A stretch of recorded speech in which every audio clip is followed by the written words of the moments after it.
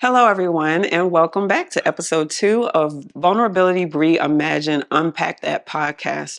I'm super excited today to have our Mother's Day edition where we're talking with a mother and her two children, Q and Acacia. And we're going to be talking about what it looks like to honor our mothers, but also what does it look like to honor each other as men and women. So thank you for joining us, and let's jump right in.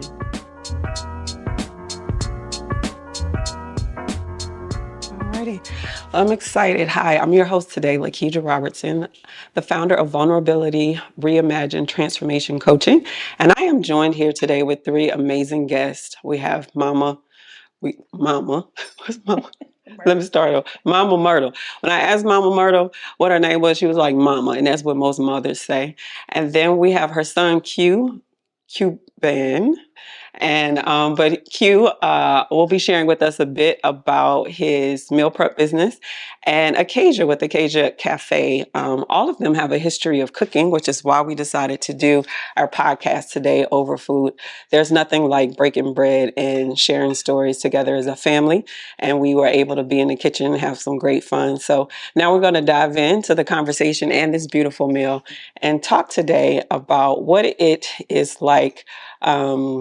Just as parents, as adult, for a parent and then having adult children. So I'm going to start off today with Q and Acacia, just telling us a little bit about themselves and their businesses, and then we'll jump into our first question of the day. So Acacia, tell me a little bit about yourself. So my name is Acacia, as you said several times. Thank you so much for having us here today.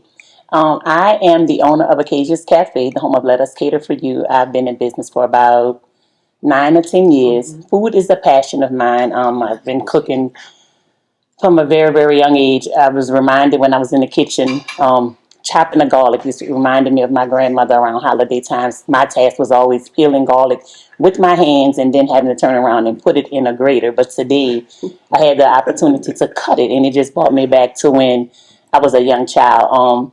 I have a passion for cooking, and I love what I do. I love making people happy, like yourself. I love the smell, the aroma.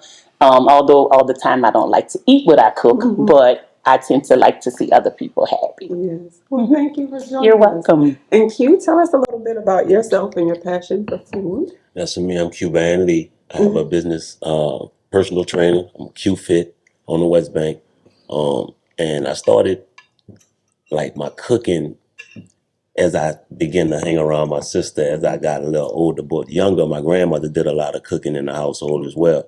And like she said, we had to peel garlic and all that, put it in the grater, the cheese grater and all that. But like not today, they have the new technology and things like that. But as far as my meal preps, I do like protein meals and lean meals as well. Like the protein meals could be like up to 700 calories and like 40 to 42 grams of protein. So in each meal. So, and if you're trying to gain. Right. And if you're trying to lean out and lose, there'll be lesser carbs and more protein. Yes. So, as you know, I told you there's certain things I need plant-based, but let me tell y'all, today the experience in the kitchen, I won't be sick over food, but I'm telling you, I know that they can burn, and I'm so excited about being able to enjoy this cuisine. So thank you all so much for making yourselves and the community healthy in the work that you do and putting smiles on people's faces with your food, because food is such a love language for people. And I know that it's a love language because we have Mama here, who's going to share a little bit with us about herself and you all as her children. So, Mama, tell us a little bit about yourself and your passion for food. Oh, food, love it. Yes. As they say, cooking was my family thing. My mother and them owned the restaurant. Little girl, learning how to cook. My mother worked. I was home with 5 boys, and I started cooking at 12. Wow. And I just went on into it, and she got me into it. She works, I stay home. And food, like I say, is my passion also. I'm a mother and I'm a grandmother of 6 deceased, have 1 deceased. I love what I do as a grandmother and a mother, sharing time with them. Not all the time, sometimes. Right. Well, now because of my health, so, and I try to do things that, sometimes she has. But he have, I can't do. I can't do it, the fitness thing, but I can do but just a little. But he works out, Yes. and was married. Had a good marriage. It was okay. 15 years, but into that marriage, it was two occasions. Monielle Lee, Cuban Lavon Lee. She's giving y'all whole government today. And they don't like me to talk too much, so that's me. Okay. Well, thank you, Mom, for being here today. So, what I would love to do now is just really talk about reflecting on motherhood, to share some of or a special moment that you all had with your mom that you feel like has really taught you how to honor not just your mom, but other women in your life, and really was a nugget or a jewel that helped shape the way that you move in your businesses and in your relationships. So, what is one a special moment that you've been able to have with your mom that's really shaped the way that you honor and love her? I would say the sternness, the way that she literally treated me as I was growing up. Um, I was always like an honor roll student. A's and B's was perfect for her. But if I made a C, oh no, you're gonna bring that up. You're getting punished. You can't do this, you can't do that. Although I never was a child that really liked to engage in a lot of things. I don't recall being a child that never slept at nobody's house. It was just like my grandmother's house, our house. However, the sternness and the way that she raised me, it gave me structure. And I wouldn't say that she treated me like bad, but the way she treated me, it just, as I grew up, I knew that if I wasn't perfect or almost perfect, because if a A or B, if I made a C, I was afraid because I knew I had repercussions to that. And as I grew up, I instilled that in my own head. I had to do above and beyond expectations. And I tell her all the time, I'm glad that you treated me that way because it just made me a better person. Never to depend on anybody, always to be independent. Outside of, we haven't always had the perfect, we always agree to disagree, but that's still my mother.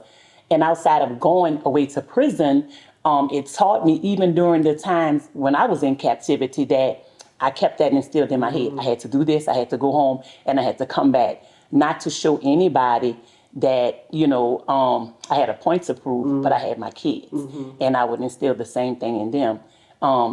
You're not going to always be perfect, but you're going to always do your best. Beautiful.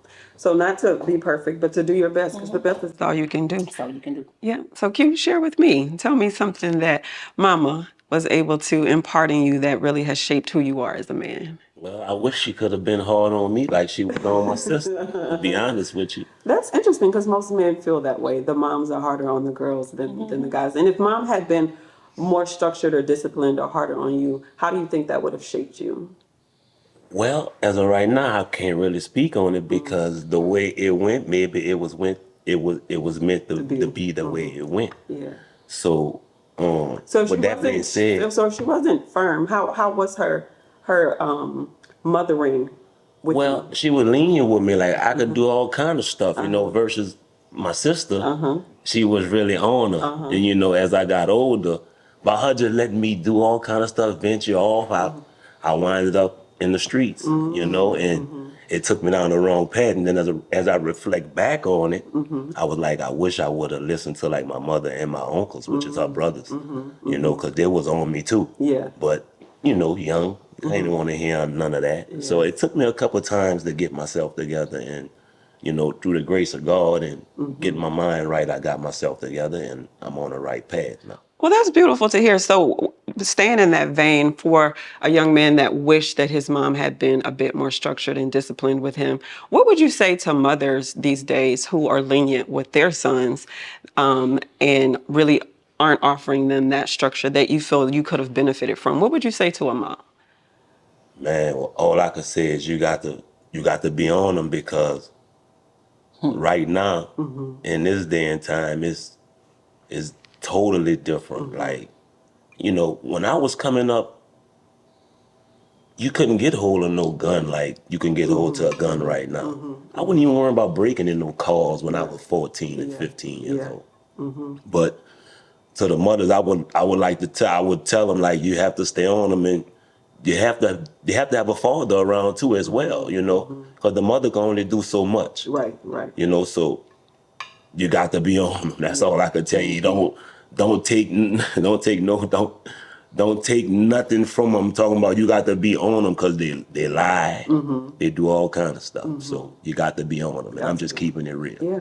Be on them in love, right? Yeah. Yeah, but you got to be on them at the same That's what I'm time. saying. Be that tough love, because a lot of people feel that the toughness takes away from them feeling loved. But oftentimes, I run a nonprofit, and my students appreciate structure. Structure. Everyone wants structure. They want to know what their expectations are, what they need to be accountable for, and so I appreciate that. And so, Mom, what do you have to say, hearing how your children felt about the way you were able to love and nurture on them? Oh, they know what it is. They know what time it is, They Mom. know what time it is. And it's still that time sometimes. They grown men and women. Yes. Okay? But him as growing up, Mm-hmm. I was leaning on him, but my mother Mm-hmm. would never take the direction that I gave her for him. Mm-hmm. She spoiled him rotten. Mm-hmm. You know, he got away with a lot. Mm-hmm. You know, a lot of things that I wanted to do, no, Merc, don't do it, leave the boy alone. Mhm. A lot of things he wanted, I'm not buying nothing. I Yeah. had a praying grandma. Look, Ain't nothing like them, huh? Good. So we talked about, Q, you said you had some challenges in Acacia, you also mentioned. So tell me, what do you feel was one of the biggest challenges or growth opportunities that you've had based on your childhood and you becoming men and women? One of my challenges was always wanting to be available to people, always wanting to help people. Although I still have that same mentality today, but it's totally different. Going to prison taught me that, people are saved, they're going to be there for you. You can help people, you can do whatever you want to do to make people want to be a part of what you're doing. But at the end of the day, people still going to do what they want to do. And I learned that because, serving time in prison, I had nobody. And that is when I had the reality check of who all I had was God. Away from my children for 42 months, which was the most important thing in my life because nobody was going to take care of my kids like I did. Yeah, I had my mother here, but they were my kids. I had things that I did for my kids that I know nobody else would do. So the biggest challenge was coming home to revamp myself to show my kids that yes, you can make a mistake, but your mistakes will, is a consequence to the mistake. Now, what you do on the other side of the mistake is going to determine who you are. Nobody can determine who you're going to be but you. Right. Yeah, the judge said a 60-month sentence. Yes, society says you are a convicted felon. But I stand here today to show you that that's not who I am. I know who I am. I am Acacia Munyao Lee. I am an entrepreneur. I am a philanthropist. I am who God says I am. And that's what I stand on. So my biggest challenge was coming back into society and be a full-fledged community activist to show people that, yeah, you can go down the wrong road. And I tell people all the time, I don't care what nobody says about me. One thing I asked God in my darkest hour was to deliver me from people. Allow my life to be an open book. Let my actions and my words speak for me. Don't believe what other people say. Get to know me for yourself. Right, right. Get to know me for who I really am. To really know me is to love me. Yeah, I might be a little rough around the edges, come across kind of hard and strong, but to know me is actually to love. It's beautiful to hear you say to know me is to love me, because I always tell people, if you know me, you know my heart. And if you know my heart, you know my intentions. And if you know my intentions, it's never to disrespect, dishonor, or dismiss you. So if you have one of those situations with me, talk to me, because that would never be my intention. So when you say to know me is to love me, I think it's really about us also giving each other the benefit of the doubt and really having conversations that I think people shy away from, which is why we call this vulnerability reimagine. It's like reimagining vulnerability and being able to show up. So you being able to share your story of being convicted and being away from your family is a very vulnerable moment. And I appreciate you sharing that and the redemptive story of it, right? So you being able to come back and not just be a part of society, but help grow and change society through love and with your great food. Let me tell y'all now. So thank you so much for sharing that. And so Q, I'll ask you the same question. What would be one of the most challenging or the biggest growth moment that you think you've had based on your childhood to now as a man? Well, basically, like I'm gonna just reflect back on a couple, like about 10 years ago. Going to prison. Like I'm gonna say I was a man, but going to prison the last time, it really made me. I really became a man. Like because I really had to get in there and do what I had to do because, like I said, I had my mom out here, but she barely, holding on herself. You know what I'm saying? So I really had nobody to do nothing. My dad was out here, he'll send me a little something, but I really had to get in there and get my life together and restructure my mind and come back home and be a productive citizen in society. And while I was in there, I obtained all the knowledge that I can in fitness. And when I came home, that's what I've been doing since I've been home the last 10 years. Oh wow! And how is the fitness business going for you? Because I could see you buff and you was burning in the kitchen and showed me a few cooking tips, you and your sister. So how is that redemptive piece of being able to see, like you said, it was hard because you said that before, but it put you on the right path. And Right. so hearing that both you and Acacia give back and change the community through love and food, how has that been for you? Well, man, it's been a blessing. Yeah. I could say that. And for the most part, I love what I do. On both ends, on the fitness side and the cooking side. So, man, it's just a blessing. Yeah. It's just a blessing. That's all I could really say. Like, Because literally, when you look back at where you come from versus where you are now, and it's like, yeah, for me, I mean, even though I'm not like on the financial level that I was, but the peace that I have is totally different. right. Because I know God provides. So I've superseded that financial spot.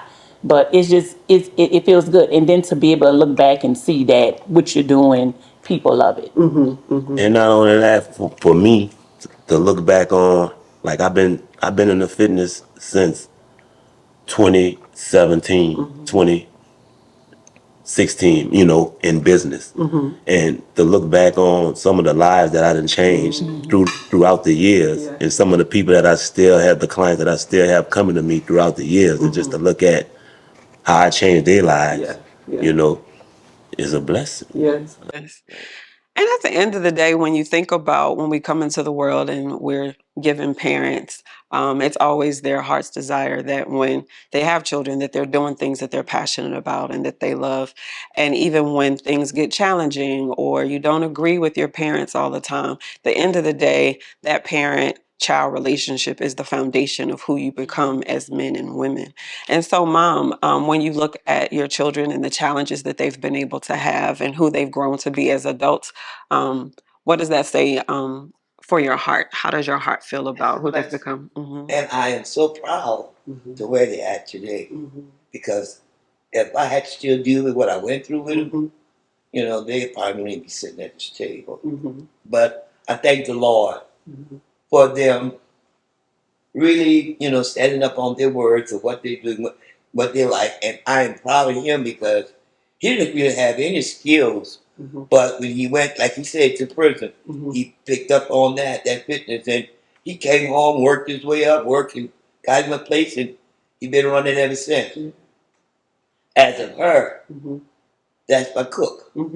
And when I'm ready to go over to a little cafe to sit down and eat, drinking a cup of Cokes, I'm happy. Yeah. I'm proud. I'm the type of person I look around, I observe. He can tell you that. Look at her. She's looking over here. But that's just me observing. I can look at a person and see their heart. If it's a good one, if it's not too good.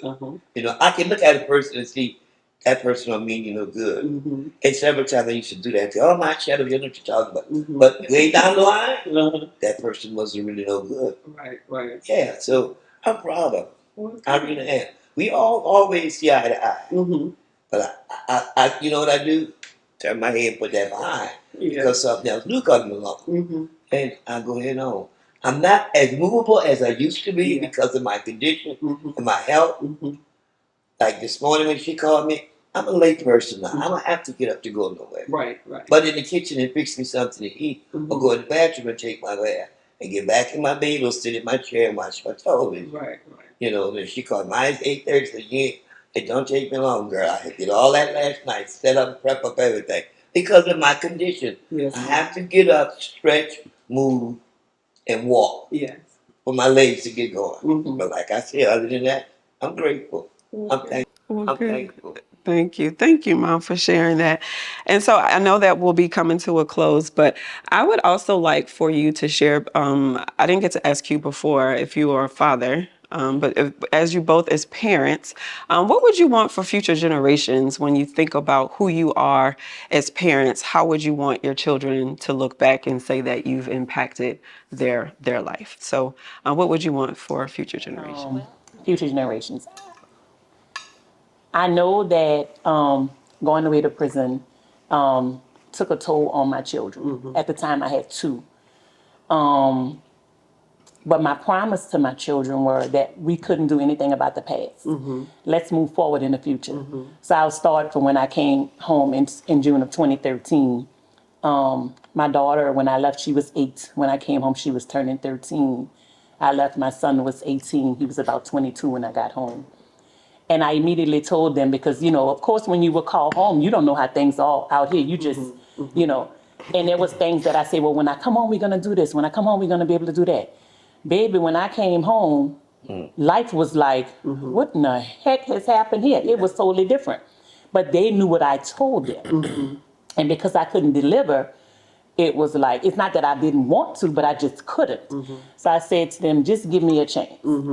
And I thank God that I did get the chance for my son before he passed away to see that, I started a catering company. He had the opportunity to work with me. I released a book. So he saw the growth. It wasn't like it was, but I feel it was better.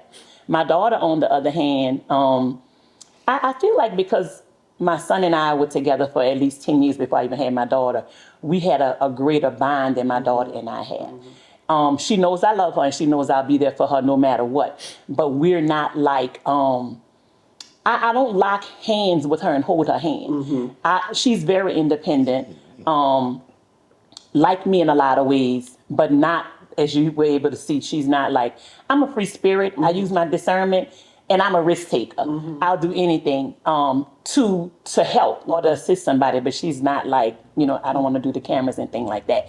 But what I always instill in her, whether she listens to me in front of her face or if it's behind her back, be who you are. Make decisions that are going to help you and always let your light shine. Yeah. So people can see. You don't have to point to anybody. As long as you're comfortable with what you're doing and it's okay and you have God first, you're going to be able to do whatever you want to do. Don't rely on me. Just know I got you in the bag. But seek God first and do whatever you want to do. So what I would say is I hope that my work speaks for me and that she can see. I feel like she does, and I know my son does. I just know because I feel it. I know. Good. Thank you for sharing. Mr. Q. As for me, going to prison, like, it didn't really impact my kids. Like, it's like me going to prison. Like, it gave them some extra knowledge. Like, cause everybody in college. Like, I don't mean to say it like that, but it's like, 2 doctors. yeah, I have one. She about to graduate from Xavier. The other one coming right behind her. My son here in LSU. My oldest daughter, she, by the way, I have 4 girls and a boy. Okay. And my oldest daughter, she doing her cooking thing. She moved to Texas. And I have my youngest baby. She 15, but and she in school. But it's like, Great kids. man, And to interject with that, I look at some families, and you probably could relate to this because of your field that you're in. Is you will see like a parent. Sometimes both parents are in jail. I've worked at schools, and those kids they're so angry. They don't want to do anything. They don't care. My mom not here. My daddy not here. His kids on the real. You talking about 4.0 averages Yeah. or above. Yeah. It's like the prison is like, Yeah. yeah, it's like, and not to say it like that, it's like, it didn't even affect them. Their mother stayed on them, like in their schooling. Even when I came home from prison, I made sure, because they were still, in junior high and in high school. So I made sure I drop them off every morning. I continued back with my normal activity that I was doing before I left. And they're in college now, man. I would have wanted like my son to get on board with me with the fitness thing. You know, but nowadays, you know, the kids, they got their own thing Right. going, and they got it going. Yeah. So he in college, he not even trying to come back. His brain is on some computer scientist type stuff. So that's what he on, and I'm cool with that, Yeah. and I'm loving it. Yeah. And when my daughter's on with their own, the doctors, and you know, I'm loving that. Yeah. Dr. Lee, come see. I see.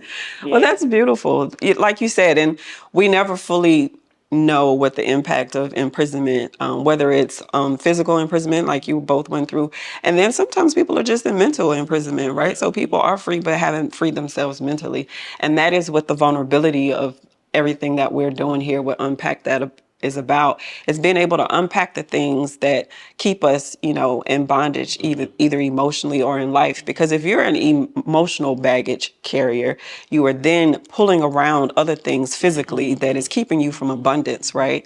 And so being able to sit here and have these conversations, that is the lens that we're really wanting the viewers to be able to see, that if you free yourself of, you know, anything that's been holding you back from being able to love your family or love yourself or love your community, then you're carrying weight around that's keeping you from being free, you know. And so you all will be able to have proven that you can go through something that's extremely vulnerable, be able to share that with people, and then you came out on the other side with two beautiful families, beautiful businesses, and an amazing mom. And so I just really appreciate you all being here with us today. So I'm always asking people on the show, if vulnerability was a superpower, what would their superpower be? So if you had to think about, you know, the way that you show up and wanting to serve other people, to be vulnerable and share their stories, what superpower would you have to help people do that? Just being authentic. Authentic. Authentic. Yeah. Yeah, you gotta be yourself. Yeah. Be Yeah, yourself. and be yourself. You gotta, you know, like with me, like before I went to prison, like I was 260 pounds, like Wow, really? so I transformed my whole Being. yeah, Yeah. yeah, Yeah. mind, body, Yeah. soul, Yeah. you know, and came out like and make a career out of it, like Yeah. you know, entrepreneur. Yeah, they talk about the pain of the pressure and the diamonds. So you went in, Yes. you had Yeah. that pressure, and you Yeah. came out on the other I'm side. still applying pressure. Yeah, look at you. The weights, hey, I hear you. Well, I thank you so much, Mom. Are there any final thoughts that you would like to say to your amazing children before we wrap? Oh, I'm done. Mama say I'm done. So she could eat her food. Mama say I am done. Is there anything that you all would like to leave the viewers with today? My slogan, Yeah. no matter what you go through, no matter what you've been through, you can live again. Yes. You can live again. Thank you for that. Any final words for you, Keith? Thank you for being here. Yeah. You know, it's really an honor, you know what I'm saying, and just blessed for being here. Well, thank you. Thank you for just jumping in. Called you. Was like, I'm gonna be pushing to there. do a lot. Yeah, it was like last minute, but I'm Yeah. always short for my sister. Yeah. Let me-